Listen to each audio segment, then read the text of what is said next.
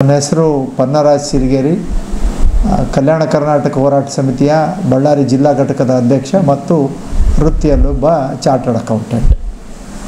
ಇವತ್ತು ವಿತ್ತ ಸಚಿವರಾದಂಥ ನಿರ್ಮಲಾ ಸೀತಾರಾಮನ್ ಅವರು ತಮ್ಮ ಸತತ 7ನೇ ಬಜೆಟನ್ನು ಪಾರ್ಲಿಮೆಂಟಲ್ಲಿ ಮಂಡಿಸಿದ್ದಾರೆ.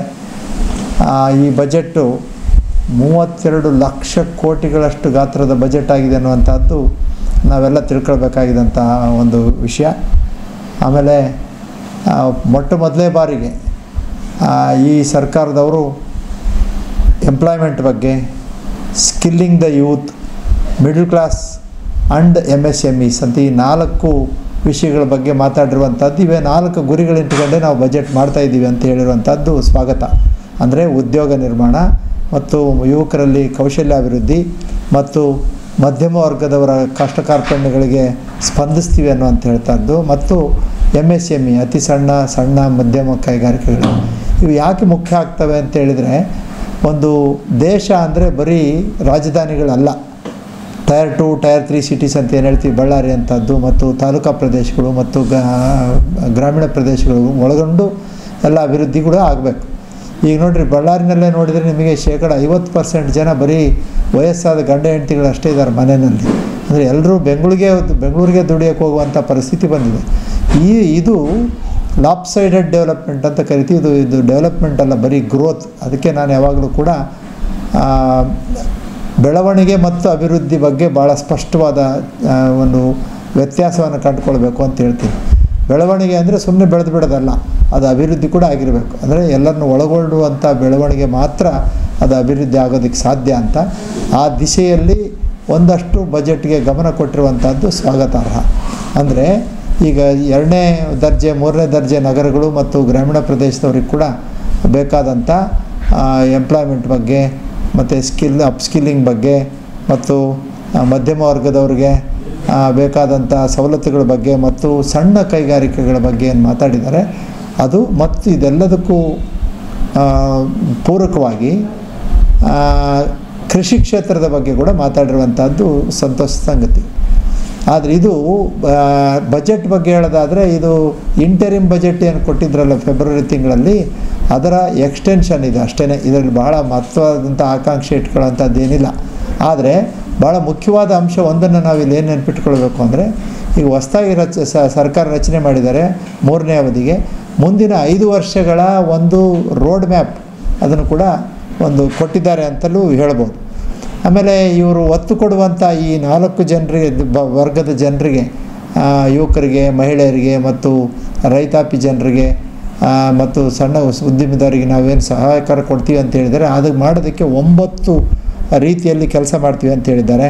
ಅದರಲ್ಲಿ ಅಗ್ರಿಕಲ್ಚರ್ ಇದೆ, ಮತ್ತು ಸ್ಕಿಲ್ ಡೆವಲಪ್ಮೆಂಟ್ ಇದೆ, ಎಲ್ಲರನ್ನು ಒಳಗೊಳ್ಳುವ ಅಭಿವೃದ್ಧಿ ಇದೆ, ಮತ್ತು ಮ್ಯಾನುಫ್ಯಾಕ್ಚರಿಂಗ್ ಯೂನಿಟ್ ಇದೆ, ಆಮೇಲೆ ಇದು ಪವರ್ ಅದೇ ಸೋಲಾರ್ ಎನರ್ಜಿ ಬಗ್ಗೆ ಇದೆ, ಇನ್ಫ್ರಾಸ್ಟ್ರಕ್ಚರ್ ಡೆವಲಪ್ಮೆಂಟ್ ಮಾಡೋದ್ರ ಬಗ್ಗೆ ಇದೆ, ಮತ್ತು innovation and research and development ಆ ಕ್ಷೇತ್ರದ ಬಗ್ಗೆ ಇದೆ, ಮತ್ತು ಮುಂದಿನ ಪೀಳಿಗೆಗೆ ಬೇಕಾದಂಥ ಒಂದು ನೆಕ್ಸ್ಟ್ ಜನ್ರೇಷನ್ ರಿಫಾರ್ಮ್ಸ್ ಏನಿದೆ, ಈ ಕಾಲಕ್ಕೆ ಏನು ಆರ್ಟಿಫಿಷಿಯಲ್ ಇಂಟೆಲಿಜೆನ್ಸ್ ಬಂದು ನಮ್ಮ ಲೈಫ್ಗಳೇ ಬದಲಾಗ್ತಾ ಇದೆ, ಅದಕ್ಕೆ ನಾವು ಒಗ್ಗಿಕೊಳ್ತೀವಿ ಅನ್ನುವಂಥ ವಿಷಯಗಳನ್ನು ಹೇಳಿರುವಂಥದ್ದು ಕೂಡ ಸ್ವಾಗತಾರ್ಹ.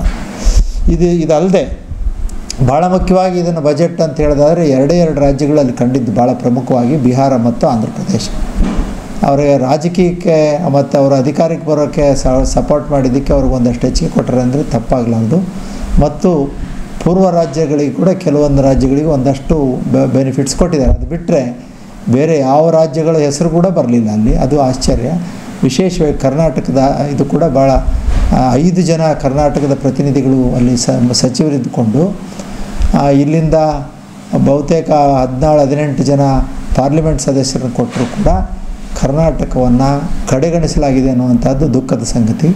ಅದರ ಜೊತೆಗೆ ವಿಶೇಷವಾಗಿ ಈ ಎಲ್ಲ ಪ್ರದೇಶಗಳ ಬಗ್ಗೆ ಮಾತಾಡುವಾಗ ಮೊದಲೇ ಬಾರಿಗೆ ಬ್ಯಾಕ್ವರ್ಡ್ ಏರಿಯಾಸ್ ನಾವು ಡೆವಲಪ್ ಮಾಡ್ತೀವಿ ಅಂತ ಹೇಳ್ತಾರೆ. ಹಿಂದುಳಿದ ಪ್ರದೇಶಗಳನ್ನು ಸಂವಿಧಾನಿಕವಾಗಿ ನಾವು 11 ವರ್ಷ ಆಯಿತು, 1/1/2013ರಿಂದ 371Jಯನ್ನು ಪಡ್ಕೊಂಡು ನಾವು ಸಾಂವಿಧಾನಿಕವಾಗಿ ಕಲ್ಯಾಣ ಕರ್ನಾಟಕದ ಭಾಗಕ್ಕೆ ಒಂದು ಸಂವಿಧಾನದ ಹಕ್ಕು ಇದು ಹಿಂದುಳಿದ ಪ್ರದೇಶ ಅಂತ ಹೇಳಿದ್ರಿಂದ ಇದಕ್ಕೆ ವಿಶೇಷ ಅನುದಾನ ಬರಬೇಕಾಗಿತ್ತು. 11 ವರ್ಷಗಳಲ್ಲೂ ಕೂಡ ಒಂದೇ ಪಿಡಿಕಾಸು ಕೂಡ ಕೇಂದ್ರ ಸರ್ಕಾರದಿಂದ ಅನುದಾನ ಬಂದಿಲ್ಲ. ಇದುವರೆಗೂ ಏನು ಅನುದಾನ ಬಂದಿದೆ ಅದೆಲ್ಲದು ರಾಜ್ಯ ಸರ್ಕಾರಗಳೇ, ಅದು BJP ಸರ್ಕಾರ ಆಗಿರ್ಬೋದು, ಕಾಂಗ್ರೆಸ್ ಸರ್ಕಾರ ಆಗಿರ್ಬೋದು.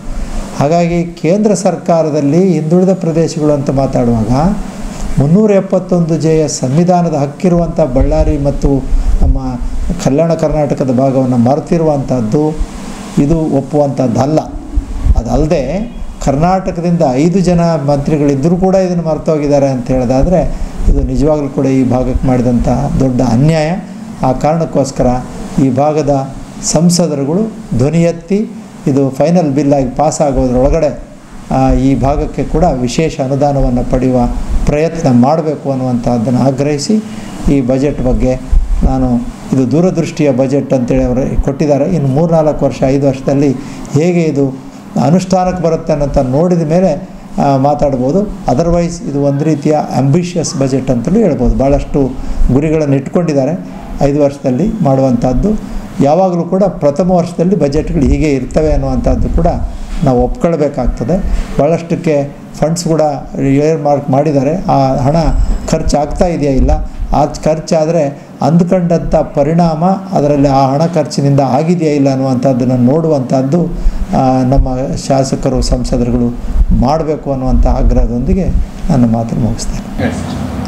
ಅಧ್ಯಕ್ಷರು B Maharudravada, Bellary district chamber of commerce. ಇವತ್ತು ಶ್ರೀಮತಿ ನಿರ್ಮಲಾ ಸೀತಾರಾಮ್ ಅವರು 7ನೇ ಬಜೆಟನ್ನು ಮಂಡಿಸಿದ್ದಾರೆ, ಸ್ವಾಗತ. ಹಾಗೆಯೇ TDS 1% ಇರುವುದನ್ನು 0.1% ಇಳಿಕೆ ಮಾಡಿರೋದಕ್ಕೆ ಸ್ವಾಗತ ಮಾಡ್ತಿದ್ದೇವೆ. ಅದೇ ರೀತಿಯಾಗಿ MSMEಗೆ ಹೆಚ್ಚು ಒತ್ತು ಕೊಟ್ಟಿರುತ್ತಾರೆ. ಯುವಕರ ಉದ್ಯೋಗ ಸೃಷ್ಟಿಗಾಗಿ ಒತ್ತು ನೀಡಿರುತ್ತಾರೆ. 12 ಕೈಗಾರಿಕಾ ಪಾರ್ಕ್ಗಳ ಸ್ಥಾಪನೆಗೆ ಘೋಷಣೆ ಮಾಡಿರುತ್ತಾರೆ. PM ಸೂರ್ಯಘರ್ ಯೋಜನೆ ಅಡಿಯಲ್ಲಿ 300 ಯೂನಿಟ್ವರೆಗೆ ಕರೆಂಟ್ ಉಚಿತವಾಗಿ ಕೊಟ್ಟಿರುತ್ತಾರೆ. ರೈತರ ಅಭಿವೃದ್ಧಿಗಾಗಿ ಒತ್ತು ನೀಡಿರುತ್ತಾರೆ. ಹಾಗೆಯೇ ಇವತ್ತಿನ ಬಜೆಟ್ನಲ್ಲಿ ಬಿಹಾರ್, ಆಂಧ್ರ ಪ್ರದೇಶ್, ಒರಿಸ್ಸಾ ಇವುಗಳಿಗೆ ಹೆಚ್ಚು ಒತ್ತು ಕೊಟ್ಟು ಕರ್ನಾಟಕವನ್ನು ಮರೆತು ಬಿಟ್ಟಂತೆ ನಮ್ಮ ಸೀತಾರಾಮ್ ಅವರು ಇದನ್ನು ಕರ್ನಾಟಕದ ಬಗ್ಗೆ ಯಾವ ಒಂದು ಮಾಹಿತಿ ಸತನೆ ನೀಡಿರೋದಿಲ್ಲ. ಇದರ ಮುಂದಿನ ಬಜೆಟ್ನಲ್ಲೇ ಆಗಲಿ ನಮ್ಮ ಕರ್ನಾಟಕವನ್ನು ಬಜೆಟ್ನಲ್ಲಿ ಮಂಡಿಸಬೇಕಂತೇಳಿ ನಾವು ಅವರಲ್ಲಿ ಮನವಿ ಮಾಡ್ತಾಯಿದ್ದೇವೆ. ನಾನು ಶ್ರೀಧರ ಪಾರ್ಥಸಾರಥಿ ಅಂತ, ನಾನು ರಾಷ್ಟ್ರೀಯ ಅಧ್ಯಕ್ಷ institute of chartered tax practitioner ಇಂಡಿಯಾದಿಂದ. ಇವತ್ತಿನ ನಿರ್ಮಲಾ ಸೀತಾರಾಮನ್ ಅವರು ಮಂಡಿಸಿದಂಥ 7ನೇ ಸತತ ಬಜೆಟ್ಟಿಗೆ ಅವರಿಗೆ ಅಭಿನಂದನೆಗಳನ್ನು ಸಲ್ಲಿಸೋ ಮುಖಾಂತರ ಒಂದು ಭಾಳ ಮಹತ್ತರವಾದಂಥ ಒಂದನ್ನು ನಾನು ಗಮನಿಸಿರೋ ಅಂಶ ಏನಪ್ಪ ಅಂತಂದರೆ, ಈಗ ಯುವಕರಿಗೆ ಅವರಿಗೆ ಕೌಶಲ್ಯ ಅಭಿವೃದ್ಧಿಯ ಮೂಲಕ ಅವರಿಗೆ ಇಂಟರ್ನ್ಶಿಪ್ಪು ಅಂದರೆ ಅಪ್ರೆಂಟಿಸ್ಶಿಪ್ಪು ಸಮೇತವಾಗಿ ಅವರಿಗೆ ಮುಂದೆ ಉದ್ಯೋಗ ಅವಕಾಶಗಳಿಗೆ ಮಾಡಿರೋದು ಬಹಳ ಆಶೆ. ಇದು ಭಾಳ ದಿವಸದಿಂದ ಆಗಬೇಕಾಗಿತ್ತು, ಈಗ ಆಗಿದೆ, ಭಾಳ ಸಂತೋಷ. ಇದನ್ನು ಅವರು ಯಾವುದೇ ಒಂದು ಫ್ರೀ ಸ್ಕೀಮ್ ಥರ ಕೊಟ್ಟಿಲ್ಲ. ಇಂಡಸ್ಟ್ರಿಗಳಲ್ಲಿ ಅವ್ರು ಇದ್ದು ಕೆಲಸ ಕಲಿತು ಅಲ್ಲಿ ತಯಾರಾಗಿ ಮತ್ತೆ ಮುಂದೆ ಅವರು ಬರೋವಂಥದ್ದು ಭಾಳ ಒಂದು ಪೂರಕವಾದಂಥ ಕೆಲಸ ಆಗಿದೆ. ಇದರಲ್ಲಿ ಇನ್ನೂ ಒಂದು ಭಾಳ ಒಂದು ಸಂತೋಷದ ವಿಚಾರ ಏನಪ್ಪ ಅಂದರೆ, ನಾನು ಕೂಡ ಆ ಮಿನಿಸ್ಟ್ರಿ ಕೆಳಗಡೆ MEPSC ಕೆಳಗಡೆ ಇದ್ದೀನಿ. ಚಾರ್ಟರ್ಡ್ ಟ್ಯಾಕ್ಸ್ ಪ್ರಾಕ್ಟೀಸ್ ನಮ್ಮ ಕೋರ್ಸ್ಗೂ ಕೂಡ ಇವತ್ತು RPL ಕೆಳಗಡೆ ನಮ್ಮದು ರೆಕಗ್ನಿಷನ್ ಆಗಿದೆ. ಸೊ ಹಾಗಾಗಿ ಈ ತೆರಿಗೆ ಸಲಹೆಗಾರರಿಗೆ ಒಂದು ಹೆಚ್ಚಿನ ಒಂದು ಒತ್ತು ಕೂಡ ಈ ಒಂದು ಬಜೆಟ್ನಲ್ಲಿ ಸಿಕ್ಕಿದೆ. ಇದರಲ್ಲಿ ಒಂದು ತುಂಬ ಉತ್ತಮವಾದ ಅಂಶ GST ಮತ್ತು ಇನ್ಕಮ್ ಟ್ಯಾಕ್ಸನ್ನು ಕವರ್ ಮಾಡಿದ್ರೆ, ಇನ್ಕಮ್ ಟ್ಯಾಕ್ಸಲ್ಲಿ ಹಳೇ ಯಾವುದೇ ಬಾಕಿಗಳು ಇದ್ದರೆ 10% ಕಟ್ಟಿ ಕೇಸನ್ನು ಕ್ಲಿಯರ್ ಮಾಡ್ಕೋಬೋದು ಅಂಥ ಒಂದು ಸ್ಕೀಮ್ ಬಂದಿದೆ. 2020 ಜನವರಿ 31ಕ್ಕಿಂತ ಹಳೇದು ಯಾವುದಾದ್ರೂ ಇದ್ದರೆ 10%ಅಲ್ಲಿ ವಿವಾದನ ಮುಗಿಸೋದಕ್ಕೆ ವಿವಾದಿಸ ವಿಶ್ವಾಸ ಅಂತ ಕೊಟ್ಟಿದ್ದಾರೆ. ಇದ್ರ ಜೊತೆ ಒಳಗಡೆ ಯಾವುದೇ ಆಗಲಿ 31 ಜನವರಿ 2020 ನಂತರ ಇದ್ದರೆ 25% ಕಟ್ಟಿ ಕೇಸನ್ನು ಕ್ಲಿಯರ್ ಮಾಡ್ಕೋಬೋದು. ಅಂದರೆ ಹಳೆಯದನ್ನೆಲ್ಲ ತೊಳ್ಕೊಳ್ಳೋದಕ್ಕೆ ಒಂದು ಅವಕಾಶ ಮಾಡಿಕೊಟ್ಟಿದ್ದಾರೆ. ಇದ್ರ ಜೊತೆ ಒಳಗೆ ಭಾಳ ದಿನದಿಂದ ನಮ್ಮ ವರ್ತಕ ಬಂಧುಗಳಿಗೆ ಭಾಳ ತೊಂದರೆ ಇತ್ತು, ಲೇಟಾಗಿ ಇನ್ಪುಟ್ಟನ್ನು ಕ್ಲೈಮ್ ಮಾಡಿರೋದು ಅಂತ. ಯಾವುದೇ ಬಿಲ್ ಇರಲಿ 30 ನವಂಬರ್ 2021 ಒಳಗಡೆ ಕ್ಲೈಮ್ ಮಾಡಿದರೆ ಅವೆಲ್ಲವನ್ನು ಕೂಡ ಸಕ್ರಮವಾಗಿ ಘೋಷಣೆ ಮಾಡಿರೋದ್ರಿಂದ ಅವರ ಮೇಲೆ ಇರ್ತಕ್ಕಂಥ ಬಹಳಷ್ಟು ಒಂದು ತೂಕ ಅವರಿಗೆ ಕಡಿಮೆ ಆಗಿದೆ. ಇದ್ರ ಜೊತೆ ಒಳಗೆ ಫ್ರೀ ಬೀಸ್ ಅಂದಲೇ ಈ 300 ಯೂನಿಟ್ ಕರೆಂಟನ್ನು ಅವರು ಉತ್ಪಾದನೆ ಮಾಡ್ಕೊಂಡು ಸ್ವಾವಲಂಬನೆ ಆತ್ಮನಿರ್ಭರ ಥರ ಮಾಡಿಕೊಂಡು ಅವರೇ ಬಳಸ್ಕೊಳ್ಳೋದಕ್ಕೆ ಹೆಚ್ಚೇನಾದರೂ ಅವರು ಬಳಸದೇ ಇದ್ದರೆ ಸರ್ಕಾರಕ್ಕೆ ಅವರು ಮಾರ್ಬೋದು, ಅವರಿಗೆ ಆದಾಯ ಕೂಡ ಬರುತ್ತೆ. ಇಂಥ ಒಂದು ಸೂರ್ಯಘರ್ ಯೋಜನೆ ಇಂಥವು ಎಲ್ಲವೂ ಭಾಳ ಪಾಸಿಟಿವ್ ಆಗಿ ಬಂದಿದೆ. ಒಂದು ಮುಂದಿನ ದಿನಗಳಲ್ಲಿ ಒಂದು ಉತ್ತಮ ಜೀವನಾವಕಾಶಕ್ಕೆ ಅನುಕೂಲ ಆಗುತ್ತೆ ಅಂತ ನನ್ನ ಅಭಿಪ್ರಾಯ. ಧನ್ಯವಾದಗಳು. ಸರ್, ಕರ್ನಾಟಕದ ಬಗ್ಗೆ ಅವರು ಪರ್ಟಿಕ್ಯುಲರ್ ಆಗಿ ಹೇಳಿಲ್ಲ. ಅಲ್ಲಿ ನಿಜ ಹೇಳ್ಬೇಕಂತಂದರೆ ಒತ್ತು ಕೊಟ್ಟಿರೋದು ಬಿಹಾರು ಮತ್ತು ಆಂಧ್ರ ಪ್ರದೇಶಕ್ಕೆ ಕೊಟ್ಟಿದ್ದಾರೆ. ಅದು ಸಾಮಾನ್ಯವಾಗಿ ಅದನ್ನು ಹೇಳ್ಬೇಕಂತಂದರೆ ಬಿಹಾರು ಮೊದಲಿಂದನೂ ಸ್ವಲ್ಪ ಹಿಂದುಳಿದಿತ್ತು. ಆಮೇಲೆ ಆಂಧ್ರ ಪ್ರದೇಶ 2014ರಲ್ಲಿ ವಿಭಾಗ ಆಗಿ ತೆಲಂಗಾಣ ಆಂಧ್ರ ಆದಮೇಲೆ ಆ ನಂತರ ದಿನಗಳಲ್ಲಿ ಅವರಿಗೆ ರಾಜಧಾನಿ ಅವು ಎಲ್ಲ ಸ್ವಲ್ಪ ಒತ್ತು ಕೊಡಬೇಕಾಗತ್ತೆ. ಸೊ ಅವು ಎರಡನ್ನು ಬಿಟ್ಟು ಬೇರೆ ಯಾವ ರಾಜ್ಯನೂ ಅವರೇನು ಅಲ್ಲಿ ಮಾತಾಡಿಲ್ಲ. ಆದ್ದರಿಂದ ನಾವು ಆ ಎಲ್ಲರಿಗೂ ಬರೋ ಸರ್ವ ಪಾಲು ಸರ್ವ ಬಾಳು ಅನ್ನೋ ಇದ್ರ ಪ್ರಕಾರ ಅಲ್ಲಿ ಕನ್ಸಿಡರ್ ಮಾಡಿದ್ದಾರೆ. ಸಹಜವಾಗಿ ಕರ್ನಾಟಕದವರಾಗಿ ನಾವು ನಮ್ಮದನ್ನು ಎಕ್ಸ್ಪೆಕ್ಟ್ ಮಾಡೋದ್ರಲ್ಲಿ ಏನು ತಪ್ಪಿಲ್ಲ, ನಾವು ಆಸೆ ಪಡೋದ್ರಲ್ಲಿ ಏನು ತಪ್ಪಿಲ್ಲ. ಸೊ ಎಲ್ಲರೂ ಒಂದಾಗಿ ಅಂತ ಇರೋವಾಗ ಈ ಥರ ಆಗುತ್ತೆ. ನಿರ್ಮಲಾ ಸೀತಾರಾಮನ್ ಅವರು ಕರ್ನಾಟಕದ ಕೋಟಾದಲ್ಲೇ ಅವರು ರಾಜ್ಯಸಭೆ ಮೆಂಬರ್ ಆಗಿ, ಅವರು ವಿತ್ತ ಮಂತ್ರಿಗಳಾಗಿ, ನಮ್ಮ ರೈಲ್ವೆ ಮಿನಿಸ್ಟ್ರು ಸೋಮಣ್ಣ ಅವರು ಇದ್ದಾರೆ, ಮತ್ತು ನಮ್ಮ ಅಗ್ರಿಕಲ್ಚರ್ ಮಿನಿಸ್ಟ್ರು ಮತ್ತು MSME ಮಿನಿಸ್ಟ್ರು ಇವರು ಎಲ್ಲರೂ ಇದ್ದಾರೆ.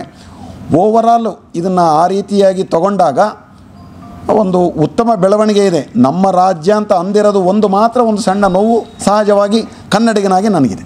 ಬಳ್ಳಾರಿಯ ನಿರಂತರ ಸುದ್ದಿಗಾಗಿ ಬಳ್ಳಾರಿ ಬೆಳಗಾಯಿತು ಚಾನೆಲ್ನ ಸಬ್ಸ್ಕ್ರೈಬ್ ಮಾಡಿ ಹಾಗೂ ಬೆಲ್ ಐಕಾನ್ ಒತ್ತಿ.